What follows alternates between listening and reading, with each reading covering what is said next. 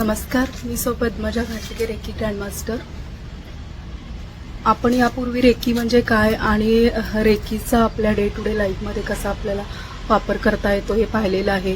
7 चक्राच्या माध्यमातून आपलं इमोशनल, फिजिकल आणि मेंटल हेल्थ आपल्याला कशा पद्धतीनं समतोल करता येतो याचा हे पाहिलेलं आहे. आज आपण ऑरा म्हणजे काय पाहणार आहोत.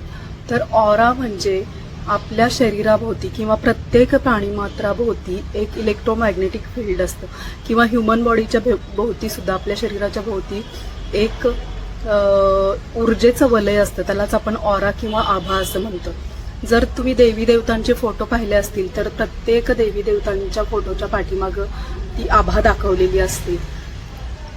आता आपला ऑरा जर मजबूत आणि चांगला असेल तर आपलं शारीरिक, मानसिक आणि भावनिक आरोग्य सुद्धा खूप चांगलं असतं. आणि आपल्याला आनंदी आणि समाधानी आयुष्य जगायचं असेल तर आपला ऑरा क्लीन आणि क्लिअर असणं खूप गरजेचं असतं. जेव्हा आपला ऑरा बिघडतो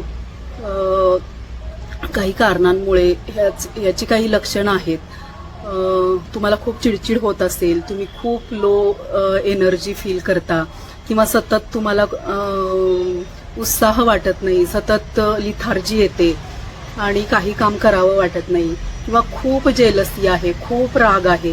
काही लोक इतके डॉमिनेटिंग असतात की सगळ्यांनी आपल्या तंत्राप्रमाणे वागावं असं वाटत असतं. पण असं होतं का? असं शक्य नसतं.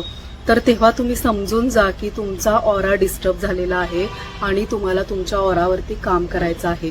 रेकीने तुम्ही या सगळ्या गोष्टींवरती खूप चांगल्या पद्धतीनं काम करू शकता आणि तुमचे जे काही इश्यूज आहेत ते आरामात घालवू शकता. धन्यवाद.